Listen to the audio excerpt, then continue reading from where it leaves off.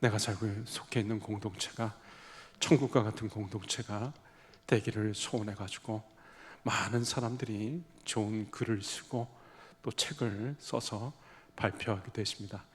영국의 토마스 모어라고 하는 정치가요 법률가는 유토피아라고 하는 책을 써가지고 참으로 르네상스 시대의 사람들이 이상적인 공동체를 만들어서 이런 사회에서 살았으면 하는 마음으로 그런 글들을 써서 표현하기도 했습니다. 그 외에도 수많은 이런 책들이 이 세상에 발표되어졌습니다. 그러나 천국의 삶이라고 하는 것은 사람이 생각하는 어떤 이상적인 것으로 이루어질 수 있는 것들이 아니고, 우리가 천국은 하나님의 나라 또는 하늘나라 이렇게 표현하잖아요.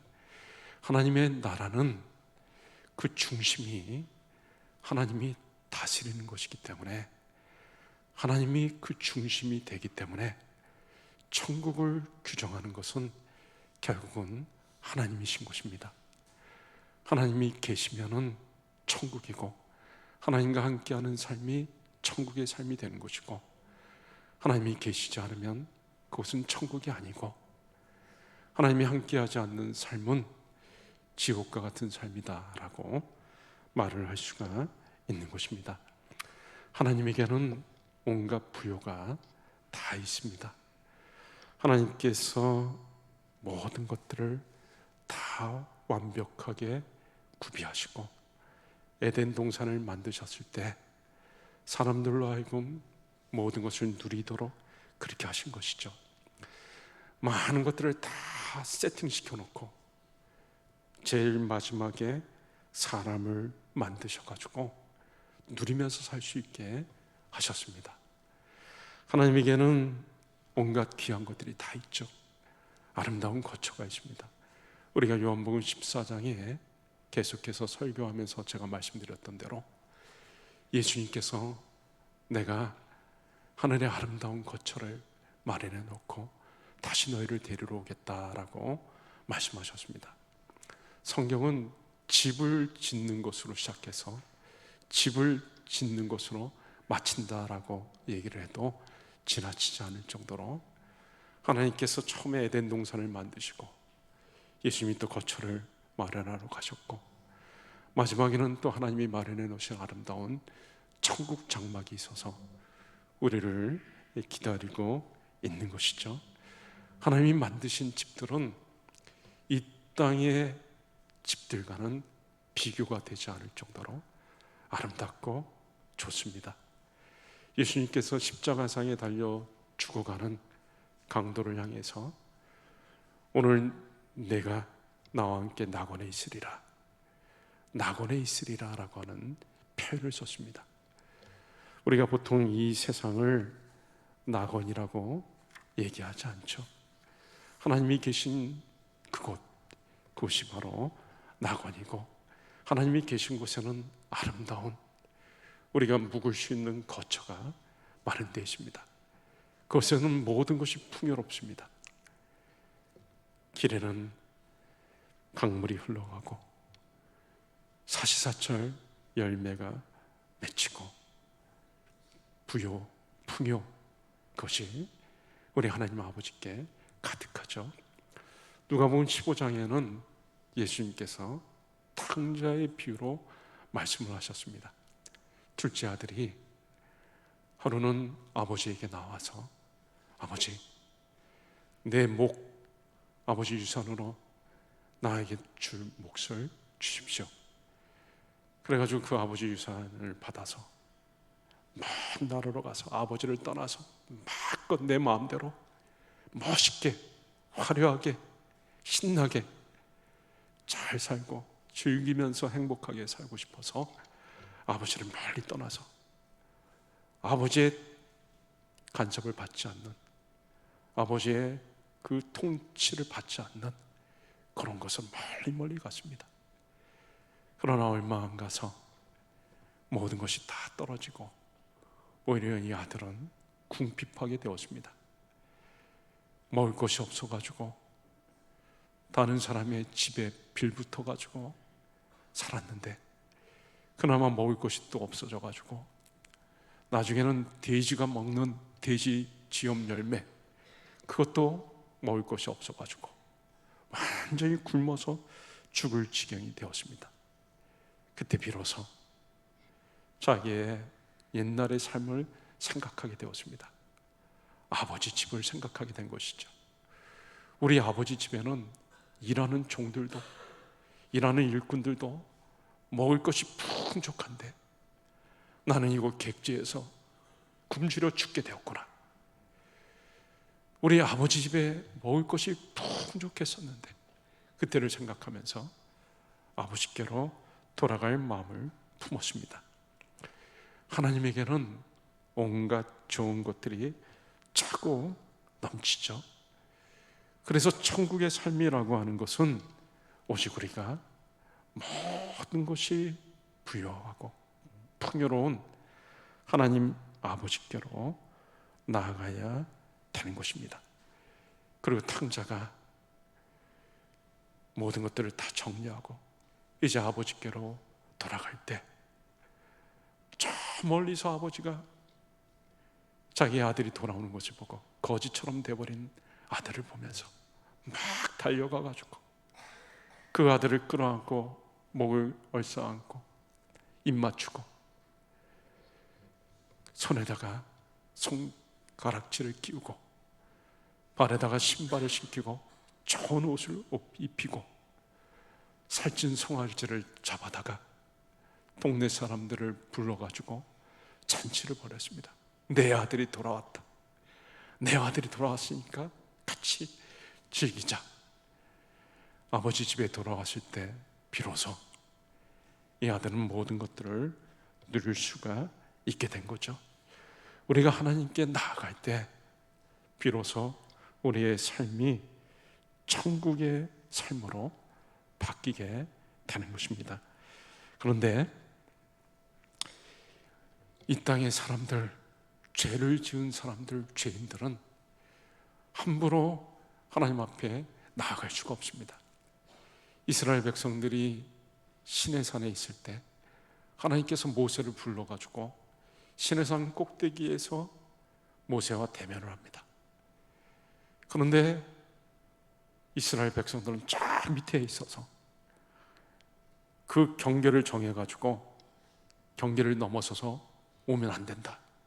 함부로 경계를 넘어서 하나님, 모세가 있는 곳으로, 하나님 있는 곳으로 나오면 즉사 죽임을 당하게끔 그렇게 하셨습니다. 모세도 하나님이 특별히 허락하셔가지고 모세가 하나님을 만날 수가 있었던 것이죠. 죄를 가진 사람이, 죄인이 함부로 하나님 앞에 나올 수가 없습니다. 거룩하신 하나님께, 영광의 하나님께 함부로 나올 수가 없는 거죠. 이사야 선지자는 환상 중에 하나님의 보좌를 보게 됩니다. 하나님이 앉아 계시고 그 옆에 또 보좌에 앉으신 이 분을 보았습니다. 그때 이사야 선지자가 제일 먼저 느낀 마음은 큰일 났다. 화로다 나여 망하게 되었도다. 내가 죄악 중에 거하면서 거룩하신 일을, 하나님을 배웠음이로다. 이제 나는 죽었구나. 제일 먼저 느낀 마음은 두려움, 자기가 이제 죽었다, 그런 생각을 갖게 된 것이죠. 여러분, 우리의 모습으로 우리는 하나님 앞에 나아갈 수가 없습니다. 우리의 죄를 가지고는 하나님 앞에, 하나님 아버지께 나아갈 수가 없는 것이죠. 오직 예수 그리스도의 보혈만이 우리 죄를 해결해 주십니다. 우리의 진홍같이 붉은 죄를 양털처럼 희게 씻어주는 것은 예수님의 보혈밖에 없습니다. 찬송가 268장 죄에서 자유를 얻게 함은 보혈의 능력 주의 보혈, 육체의 정욕을 이기림은 보혈의 능력 주의 보혈, 눈보다 더 희게 밝히는 것 보혈의 능력, 주의 보혈, 주의 보혈 능력이 있도다. 주의 피 믿고 주의 보혈 그 어린 양의 매우 귀중한 피로다. 찬송가 261장에도 이 세상의 모든 죄를 맑히시는 주의 보혈, 성자 예수 그 귀한 피 찬송하고 찬송하세. 아버지를 멀리 떠나 바른 길을 저버리고 여러 가지 죄악으로 주홍같이 되었으니 물 같은 것 가지고는 씻을 수가 없네. 주여 귀한 보배 피로 날 정결케 하옵소서. 흰 눈보다 더 주의 흘리신 보혈로 희게 씻어 주옵소서. 찬송가 258장에도 샘물과 같은 보혈은 주님의 피로다. 보혈의 죄를 씻으면 정하게 되겠네. 보혈의 죄를 씻으면 정하게 되겠네. 저 도적 회개하고서 보혈에 씻었네. 저 도적 같은 이 몸도 죄 씻기 원하네. 저 도적 같은 이 몸도 죄 씻기 원하네. 여러분, 우리의 진홍같이 주홍같이 붉은 죄가 양털처럼 깨끗이 희게 되는 것은 오직 예수 그리스도의 보혈밖에 없습니다. 그렇기 때문에 우리가 하나님 앞으로 가는 것은 예수님 말고는 다른 길이 없는 것입니다. 오늘 6절 말씀에 내가 곧 길이요 진리요 생명이니 나로 말미암지 않고는 아버지께로 올 자가 없느니라. 예수님 말고 우리 죄를 해결할 수 있는 방법이 없습니다. 이 땅에는 죄를 짓지 않은 사람이 한 사람도 없고 우리 죄를 해결할 수 있는 방법이 없습니다. 다른 길은 없습니다. 오직 우리가 하나님 앞에 갈 수 있는 길은 예수님 한 분밖에 없는 것이죠. 내가 곧 길이요 진리요 생명이니 나로 말미암지 않고는 아버지께로 올 자가 없느니라. 우리의 죄를 가지고는 하나님 앞에 나아갈 수가 없는데 우리의 죄를 해결해 주시는 것은 예수님밖에 없고 예수님의 보혈만이 우리의 붉은 죄를 양털처럼 씻게 해주실 수가 있기 때문에 오직 예수님의 보혈만이 우리를 하나님 앞으로 하나님 아버지께로 인도할 수가 있는 것입니다. 예수님이 십자가에 못 박혀 죽으실 때 어떤 일이 벌어졌습니까? 예루살렘 성소의 그 휘장이 성소와 지성소를 가르는 위에서부터 내려온 그 휘장이 위에서부터 아래로 쭉 찢어져 내렸습니다. 그 휘장 안에는 지성소가 있는데 하나님의 임재를 상징하는 하나님의 영광을 상징하는 지성소, 법궤가 있는 지성소가 있습니다. 그것은 아무도 들어갈 수가 없습니다. 1년에 단 한 차례 대제사장만 허락을 받아가지고 들어갈 수 있는 곳이 바로 지성소죠. 그런데 예수님이 십자가에 못 박혀서 피를 흘리고 돌아가실 때 위에서부터 휘장이 위에서부터 아래로 쫙 찢어져 내려서 이제는 누구든지 휘장 안으로 들어갈 수가 있게 된 것입니다. 예수 그리스도의 보혈이 하나님의 보좌 앞으로 나아갈 수 있게 만든 것이죠. 오직 예수님만이 우리를 하나님 아버지께로 이끌 수 있는 유일한 길입니다. 종교다원주의라고 하는 것이 있죠. 예수님 말고도 구원의 길이 있다. 교회 바깥에도 구원의 길이 있다. 정상에서 다 만난다. 그런 얘기를 하는데 그것은 절대로 우리가 용납할 수 있는 것이 아닙니다. 어떤 목사님이 캐나다에 초청을 받아가지고 캐나다에 가서 집회를 하는데 그 목사님이 그 담임 목사님이 그 강사 목사님한테 부탁을 합니다. 목사님, 오늘 말씀을 하실 때 절대로 해서는 안 되는 말씀들이 있습니다. 동성애가 죄라고 얘기해서는 안 되고, 그리고 예수님만이 유일한 길이라고, 구원의 길이라고 얘기해서는 안 됩니다. 차별을 하는 것이기 때문에. 우리가 보통 요새 차별금지법 많이 얘기를 하잖아요. 예수님만이 구원의 길이라고, 유일한 길이라고 절대로 얘기를 해서는 안 됩니다. 여러분, 우리가 그걸 받아들일 수가 없죠. 예수님만이 구원의 길이 아니다, 그렇게 얘기를 하는 순간부터 이 땅의 사람들은 구원을 받을 수 있는 방법이, 하나님 아버지께로 나아갈 수 있는 길이 없어지고 마는 것입니다. 예수님만이 우리의 목자가 되셔서 날마다 우리를 하나님 아버지께로 인도해 주십니다. 요한복음 10장에 예수님은 나는 선한 목자라, 그리고 예수님이 목자장이 되시는 것에 대해서 말씀해 주셨고, 예수님이 목자가 되셔서 우리를 날마다 하나님 아버지께로 인도해 주시는 겁니다. 시편 23편에 다윗이 여호와는 나의 목자시니 내가 부족함이 없으리로다. 그가 나를 푸른 초장과 쉴만한 물가로 인도하시는도다. 그가 나를 의의 길로 인도하시는도다 라고 말을 했는데요, 그 의의 길이라고 하는 것이 옳은 길을 얘기하는 것이 아닙니다. 광야에는 많은 길들이 있습니다. 양들이 푸른 초장과 쉴만한 물가가 있는 곳을 양들은 알지 못합니다. 그래서 자기들 마음대로 막 다니는 거예요. 푸른 초장으로 쉴만한 물가를 찾아가지고 다니다 보니까 막 길이 막 여러 가지 길이 생기는데, 막 경기장에 트랙처럼 길이 많이 생기는데, 양들은 푸른 초장과 쉴만한 물가를 찾지 못합니다. 그들은 지혜롭지도 못하고 시력도 약해가지고 푸른 초장과 쉴만한 물가를 찾지 못합니다. 푸른 초장과 쉴만한 물가는 오직 한 사람, 목자만이 그 길을 알고 있는 곳입니다.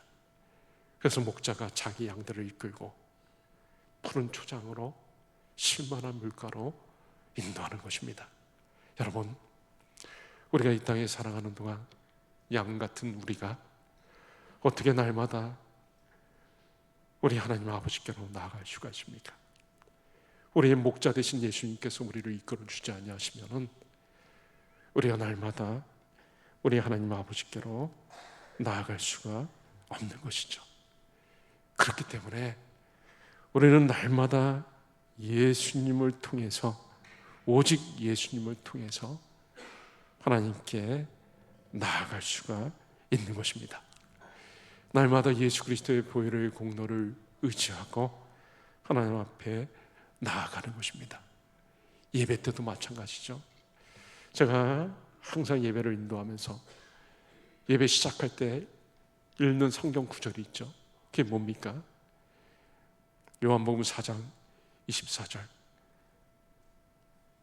하나님은 영이시니 예배하는 자가 영과 진리로 예배할지니라. 하나님께 예배하는 자는 영과 진리로 예배를 해야 됩니다. 그 진리가 뭡니까? 오늘 요한복음 14장 6절에 내가 곧 길이요 진리요 생명이니, 예수님이 진리인 것입니다. 성경은 예수님이 중심이고, 그리고 예수님이 십자가에 못 박혀 죽으시고 부활하신 것이 바로 예수님의 사역의 중심인 것입니다. 그래서 우리가 진리로 하나님 앞에 나아간다라고 하는 것은 예수님의 십자가와 그 보혈, 그 공로를 의지하고 하나님 앞에 나아가는 것을 얘기하는 것입니다. 오늘도 하나님 앞에 나오면서 하나님, 제 힘으로는, 제 실력으로는 죄를 지은 죄인의 모습으로는 하나님 앞에 나올 수가 없는데 예수님께서 나를 위해 십자가에 달리셔서 내 죄를 깨끗이 씻어주셔가지고 내가 양털처럼 휘어졌기 때문에 이제는 오늘 이 자리에, 이 예배의 자리에 나올 수가 있었습니다. 예수님의 보혈의 공로를 의지하고 오늘 이 자리에 나왔으니 하나님, 내가 드리는 예배를 하나님 기쁘게 받아 주옵소서. 이렇게 우리가 기도할 수가 있는 것이죠. 성경에 보면 세리가 기도하는 장면이 나옵니다. 근데 세리는 예루살렘 성전에 기도하러 가면서 성전 쪽으로 가지도 못합니다. 멀리서, 자기가 성전 가까이 가지도 못하고 멀리 서서 떨어져 가지고 하나님이 계신 하늘을 감히 우러러 쳐다보지도 못하고 고개를 들지도 못하고 눈을 우러 하나님을 쳐다보지도 못하고 가슴을 치면서 그렇게 기도하는 거죠.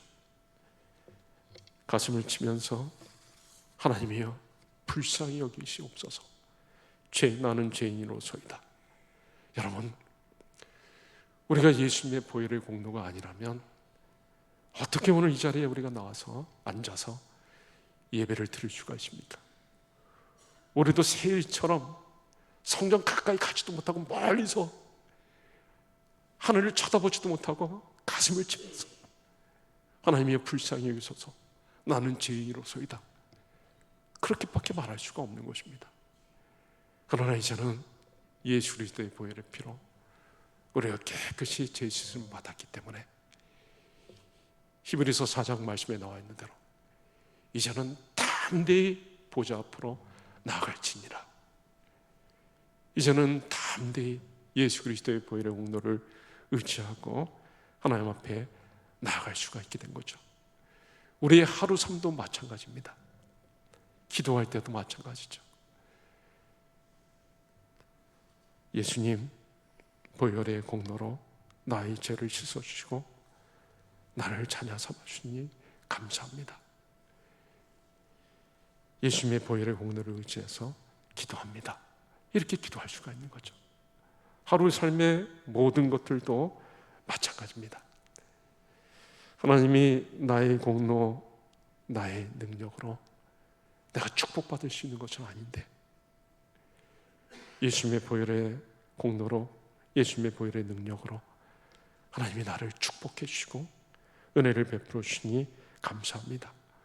오늘도 예수님의 공로를 의지하고 주어진 일들을 잘 감당해 내려고 할 때 하나님 은혜를 베푸시옵소서. 우리가 하루하루의 삶을 사는 것은, 우리 하나님 아버지께로 나아가는 것은 오직 예수님, 유일한 길이 되신 예수님을 의지하고 예수님의 보혈의 공로를 의지하고 나아가는 것입니다. 보혈을 지나 하나님 품으로, 보혈을 지나 아버지 품으로 한 걸음씩 한 걸음씩 나아가네. 존귀한 그 보혈이 내 마음을 새롭게 하시네. 존귀한 그 보혈이 내 영을 새롭게 하네. 여러분, 우리가 예수님의 보혈의 공로를 의지하고 하나님 앞에 나오면 어떤 일이 벌어질까요? 하나님이 우리를 너무나 기뻐하시는 겁니다. 왜냐하면 하나님이 그것을 계획하셨던 것이기 때문에. 하나님께서 차마 죄 가운데 죽어가는 우리를 보실 수가 없었기 때문에 오래전에 예수님을 통해 예수님의 그 보혈로 우리의 죄를 깨끗이 사해 주실 계획을 가지셨고, 예수님은 그 하나님의 뜻에 순종해서 십자가상에서 그 귀한 보혈의 피를 흘려 주셨습니다. 그래서 우리가 그 보혈의 피로 하나님의 자녀가 되었으니 이것은 하나님이 너무나 기뻐하시는 일이었기 때문에 우리가 예수님의 보혈의 공로를 의지하고 나오면 하나님이 우리를 보시면서 잘됐다, 그래 바로 이거야, 그러면서 우리를 기뻐하시고 마음껏 축복해 주시는 겁니다. 우리가 예수님의 보혈의 공로를 의지하고 하나님 앞에 나와 예배드리면 하나님이 우리를 보시면서 기뻐하시고 우리가 드리는 예배를 기쁘게 받아주시고 하나님의 놀라운 임재로 우리 한 사람 한 사람에게 임해 주시는 것입니다. 우리가 예배에 나올 때 어떤 마음으로 나왔든지 간에 이 세상에서 어떠한 일을 겪고 어떤 어려운 마음으로 나왔든지 간에 예수 그리스도의 보혈의 공로를 의지하고 우리가 예배 드릴 때 하나님이 우리를 기뻐하시고 우리를 만져주시고 우리를 치유해 주시고 회복해 주시는 역사가 일어나는 것입니다. 또 우리가 예수 그리스도의 보혈의 공로를 의지하고 기도할 때마다 우리의 기도를 기쁘게 받아주시고 우리의 기도에 놀랍게 역사해 주시고 우리가 하는 일들마다 우리 범사에 복을 내려 주십니다. 우리는 우리의 목자 되신 예수님의 인도를 잘 받아 하루하루를 살아야 되는 것입니다. 여러분, 양들은 목자의 인도를 받지 못하면 절대로 푸른 초장으로 실만한 물가로 갈 수가 없습니다. 마찬가지로 우리도 우리의 목자 되신 예수님의 인도를 잘 받아 매일매일의 삶 속에서 예수님의 음성을 듣고 그 인도를 따라 우리 하나님 아버지께로 나아가게 되는 것이고, 그리고 매일매일 그런 삶을 살다가 마지막에 우리가 하나님께로 하늘나라에 나아가게 될 때 우리는 아름다운 신앙 고백을 할 수가 있을 것입니다. 내 인생 여정 끝내어 강 건너 언덕 이를 때 하늘문 향해 말하리 예수 인도하셨네. 이 가시박힌 인생을 허덕이면서 갈 때 시험과 환난 많으나 예수 인도하셨네. 매일 발걸음마다 예수 인도하셨네. 나의 무거운 죄짐을 벗고 하는 말 예수 인도하셨네. 우리가 마지막에 하나님 앞에 섰을 때 예수님이 나를 인도하셔서 이곳까지 왔다고 고백할 수 있는 저와 여러분들이 다 되실 수 있기를 축원합니다. 이 시간에 우리 같이 말씀 붙잡고 한 1, 2분 정도 같이 간절히 기도할 때 천국의 삶은 오직 하나님과 함께하는 삶입니다. 우리 하나님 아버지께 나아갈 때 천국의 삶이 이루어집니다. 우리 하나님 아버지께 나아가는 길은 오직 예수님밖에 없습니다. 내가 그 길이요 진리요 생명이니 나로 말미암지 않고는 아버지께로 올 자가 없다 그랬습니다. 날마다 예수님의 보혈의 공로를 의지하고 우리의 목자 되신 예수님의 인도를 따라 날마다 하나님과 함께하는 삶을 살게 하여 주시옵소서. 우리 같이 기도하시겠습니다.